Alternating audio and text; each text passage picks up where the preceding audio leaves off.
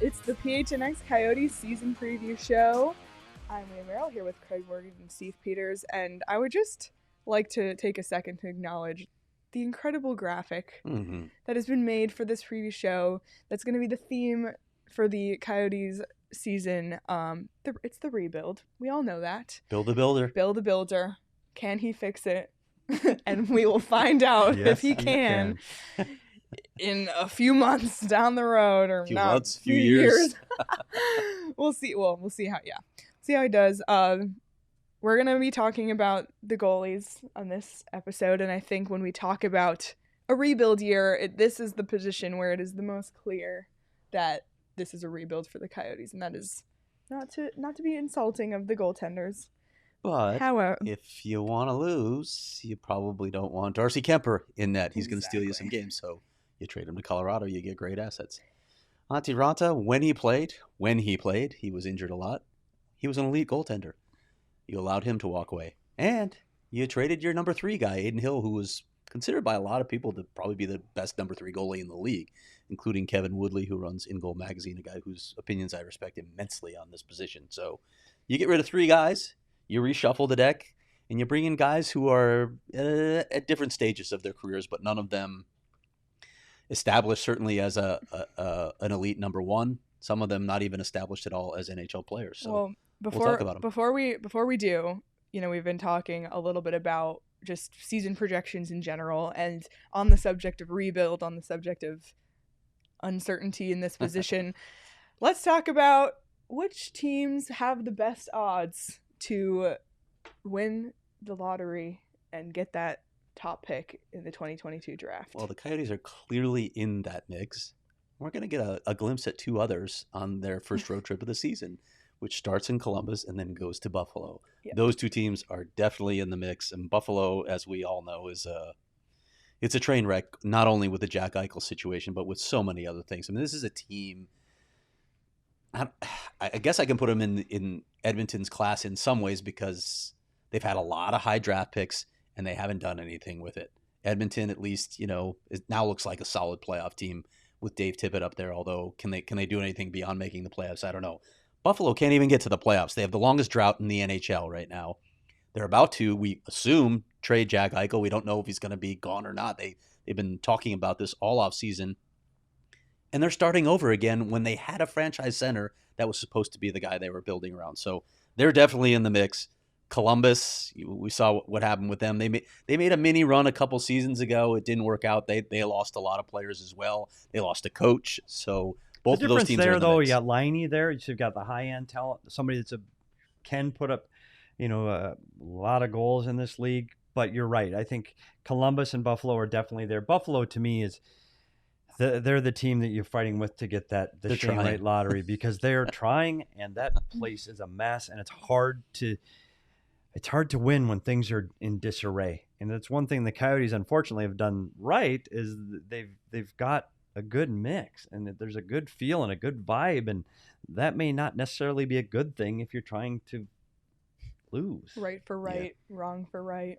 The other team that we talked about that we've seen through all of these projections and in a lot of different polls is the Ottawa Senators. Always Ottawa, who's been discussed similar to Buffalo and how the organization has been. I think they've turned the corner there. Got some good players in Ottawa. They've got some good young players. If they can, put everything together, they've got to get Tkachuk signed. Yeah, and I think that's going to be key. But I don't know if they'll be there in the end.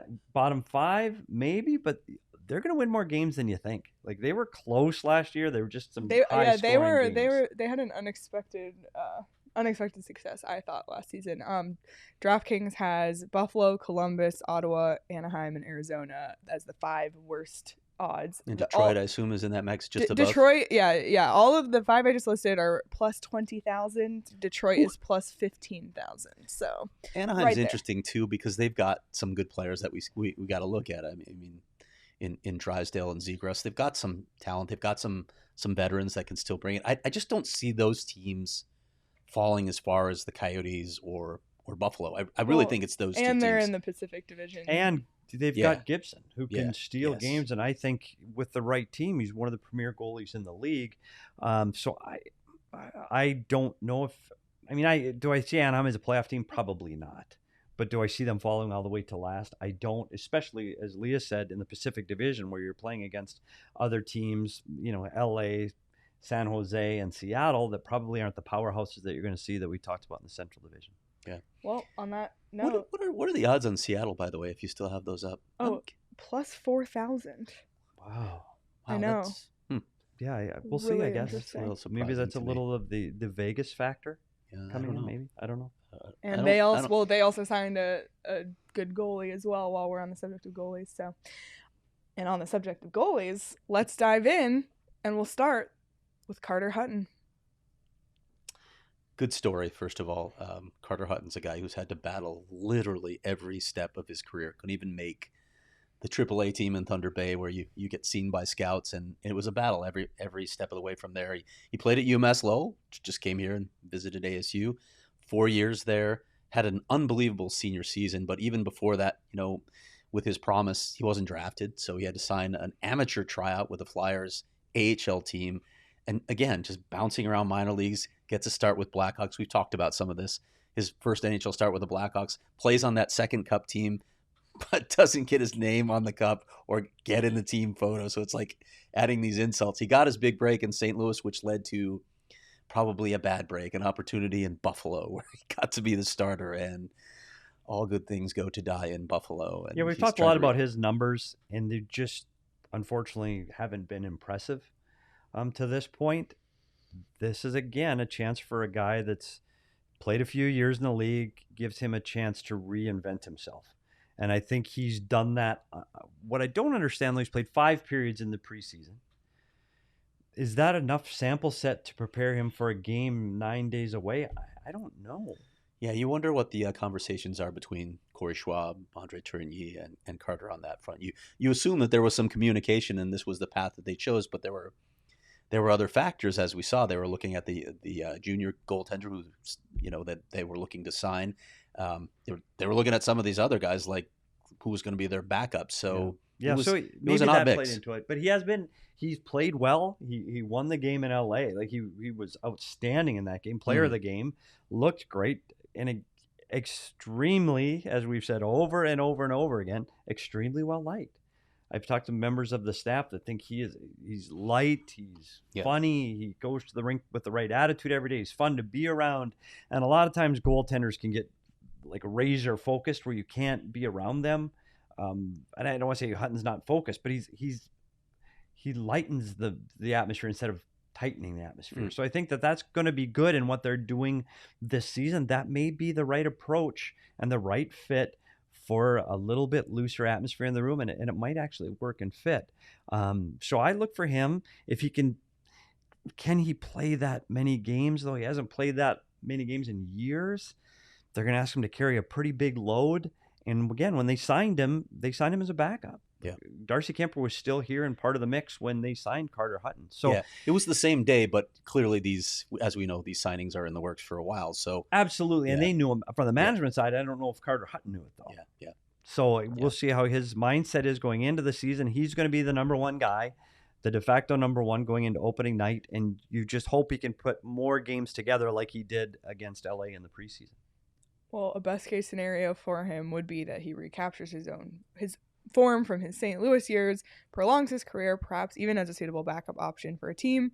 It needed the deadline. Here we are. Again. Trade day. Every show we got to talk about trade. Well, let me ask you this. If Carter Hutton does establish himself as a quality goaltender, and if there is some need for that role, do you trade a guy like that? Do you remember what Buffalo did in 2015? I mean, anytime a goalie won a game, they traded him. Yeah. So do you do that? I think you can here. And in this situation, and when we talk about the list that's below him right now, I think it gives other players an opportunity to play. So if he does become that guy that has that unbelievable breakout season, exceeds expectations, I think he's a guy that, you're always looking for goaltending depth come playoff time. And if he's had a great year, I think he could provide that. And he's an unbelievable guy in the room too, so he's not going to mess up your chemistry. Yeah. Worst case scenario, this one. For the worst case scenarios, this is kind of sad. Struggles behind a bad team, finds himself out of the league.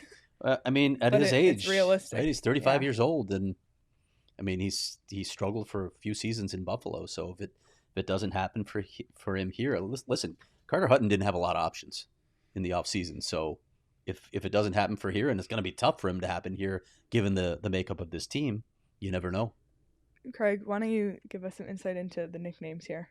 Well, I mean, his nickname is Huts. That's what everyone calls him, and that's boring. And nobody calls him what I think they should call him. But I don't. Petey is going to be offended by this too because it's too literary. I'm going too intellectual here by calling him Sisyphus. You know, the guy has to push the rock up the hill. Yep. Only to have it fall down and start all over again. That's been his career. The never-ending battle. Well, that pushing was the rock up the hill. Sisyphus. Yeah, that's not going to happen. That's not going to happen, right? It's not going to happen. That's not happening. Somehow I don't NHL know if that room. would translate in an NHL locker room as well as you might think, Craig. They might be thinking I'm saying another word that sounds like Sisyphus, and I'm not going to say it on the air. Oh my. All right. Oh, wow. Well, on that note, let's move on to, oh my gosh, let me get it right for once. Joseph Kojonaj.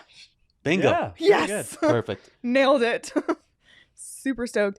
And this one's really He gone. This one's really interesting because we just got news that he was cut or Assigned to Tucson. Which was, interesting because the three of us in our projected lines for opening night, we had him in that number 2 role behind Carter Hutton, but it doesn't look like that's going to be the case, at least as the team gets started this season. Right. But we will still address him because, like we've said about a lot of players, I have a feeling we're going to be seeing a lot of these guys who are starting the season in Tucson on the Coyotes roster this season. We talked about the possibility of them rotating those backups too. Get them a little time in Tucson, bring him up as a backup. The other guy goes down and plays some games. You could certainly handle it that way. So I think Kojonaj is going to be with the team at some point this season. And we've seen the revolving door of Coyotes goaltenders over the last several years of injuries. Everybody's going to get a chance to play here. Don't worry about it. And for Kojonaj, I think the expectations coming in were going to be he's the backup. I mean, I really think when they signed him, that's what the expectation was. And I think small sample set of the preseason games, he's a guy that just didn't look as solid as maybe some of the other candidates. So I think that's why he's going down. I think they call it a busy goalie. I mean, he's sliding around a lot, or he's outside the blue paint, and you'll see a busy goalie. He's going to need to learn to settle and solidify his game a little bit before he can be an everyday player in the National Hockey League. He's still athletic. He's still quick. There's still a good upside here. He's still young. But I think I guess after we watch the preseason games, not surprised that he's starting out in Tucson. The fun fact is that 2 of his 3 career wins came against the Coyotes. Yeah, and that's what I mean, where he can actually win games, because when he played for San Jose last year, he was dynamic and athletic. So I think that there's still a future here for Kojonaj. Yeah. Nickname, we really got nothing on him. Nothing. I got nothing. I have no. What do you do with Kojonaj, first of all? Koji? Yeah, I guess you can say Koji. Yeah, you could. I guess it's Koji. Kosher. The name I don't know. for kosher. None of this is working. No. Let's stop. If you have suggestions, please tell us because we need help on this one. Should we move on? Yeah. All right. Vemelka. Vemelka. That's a fun one to say. Vemelka. That is a fun one to say. Well, yeah. And now he is on Your paper. He's officially your backup for your Arizona Coyotes, and I think he earned that position through training camp. We talked about a busy goalie before. He was calm, steady, square, all of the things you want in that position. I think he's a guy that's played against men in the Czech League. I think he looked like he fit. He was really strong in their last preseason game. We'll see how much ice time he gets. I think how they're going to manage their goalies and rotate their goalies is yet to be seen. Yeah. So I don't know how much he's actually going to play, but he was solid through camp. Yeah, and on the topic of rotation, you ask Corey Schwab, will tell you that same thing. If anybody knows to expect variables at the goaltending position, it's Corey Schwab, given what's gone on here the last few seasons. Ideally, Carter Hutton's your starter. How many games he's going to play, Corey's not even going to commit to that at this point. Just see how things play out on a week-to-week basis. This is another one where the nickname we don't know, but Craig's suggestion was Veggie Man. I'm reaching. That must have been late. That must have been late. Well, it's at the very end of my work here. Vemelka Veggie Man. Let's just say I was tapped out at that point. It's not very good. Once again, if you have suggestions. But I am, by everybody's a critic, right? Am I hearing any suggestions Yeah, here? that's a fair I'm point. sorry. What were the Yeah, I suggestions? got nothing. Okay. Fair point. Yeah. The milkman? The milkman? Oh. That might work. Carry the Carry load. the Not bad. Hey, you're onto something there. Yeah. All right, let's pencil that in. Milkman. Well, that's that The milkman. gallon too, so like it might already be taken in the valley. That Yeah. gallon is known as the milkman. Well. Fine, right on our parade, Jacob. Yeah. But is someone known as the milkman? I don't know. Because sometimes, Canadians sometimes say Aaron's milk. looking at me like, I don't no, know. Craig. Oh my gosh. And lastly, his fun fact, he's a 2-time Extraliga champion and a silver medalist at the U18 World Championships. Czech Republic. Impressive. Now, we've got 3 guys on this list. There's another guy down in Tucson that factors prominently into the future of the Coyotes, and that's Ivan Prosvitov. We could have him on this list, but I think we all agree the best place for Prosvitov right now is to play in Tucson, play a lot of games, and develop. They need him to come along. He actually had a bit of a setback season last year. He wasn't as strong as he had been, but with all that's going on in the world, with COVID and the messed up schedule and training, everything, you can almost write that off. But you want to see him have a lengthy season, play a lot of games, have a lot of consistency, and reassure you that he is, in fact, your number one goaltending prospect. Yeah, unfortunately, the American League last year was a forgotten season for a lot of players and a lot of developing players across the league. I mean, it's just the nature of the game with the taxi squads and with COVID and shortened seasons. So unfortunately, he fell into that category and had a tough time. He has been the guy for a couple of years that you keep your eye on. He prepares unbelievably well. He's incredibly fit, quick, athletic, a little bit quirky, He is, a little bit different. Super competitive and fiery, too. Absolutely. Yes. And I've seen Goalies you've are. seen good things from him through camp. He just needs to play a lot. Yeah. And that's just not going to happen here. So it needs to happen in Tucson. He'll get a lot of action. He's going to see a lot of pucks down there and get a chance to develop and find his game in North America the way you want him to develop. I still believe he's the goalie of the future here. So I think this is a huge year in his development and see how he progresses and moves forward to be a part of the Arizona Coyotes. I wanted to ask you one more thing before we move off the goaltenders. When we look at the turnover at this position, it's as dramatic as you can get on the team because there's literally no one back that was here last year. What kind of challenges does that present for a coach? Corey Schwab has, Prosvitov's still down in Tucson, but he's not going to work with Prosvitov all that much. He's got 3 new guys rotating through. He has a little bit of a history with Carter Hutton going way back to Worcester, but that's it. Yeah, I think what's disappointing when you look back at the history of the Coyotes organization, Mark Byzantine was drafted in the first round, and by this time, 2021, you would have expected him to be your de facto number one for years previous and years to come. Yeah. Like that's why you draft a number one goalie in the first round. So I think that would have solidified the position if he would have panned out the way that the scouts and management expected him to back then. Now that not happening, and then you get into financial situations, you get into ownership changes, management changes. It's been a place where they have tried to recycle backups year after year after year, from Brizgalov to Dubnyk to Mike Smith was almost in the American League at that time. And Kemper. Darcy Kemper was a backup. So that's been the mode of what they've done here in Arizona, and to the success of Sean Burke and Corey Schwab, they've been able to turn those guys into legitimate number one goalies. Yeah. So, maybe Carter Hutton follows that path, but it is hard. It is hard to the reset button. And I've never seen resetting all 3. Yeah. I've never seen that where all 3 are in and out. That's a lot. It's a lot to get the chemistry right between the goalie coach and the player, between the goaltender and the rest of his team. Like there's a lot of things that fall into this. So it's a juggling act for sure right now. And I think what we've seen, that everybody's going to get a little taste, and maybe that happens again this year. Let's hope there aren't the injuries we've seen in the past. But the goaltending situation is going to be a big key to where this, the top or bottom ends up. If they're great, this could be like this. If they're average or less than, it could be the battle for right. Yeah. Well, this will be a very interesting one to watch as the year unfolds, and we will be sure to keep tabs on all of that. But that concludes the goalie season preview. Great job.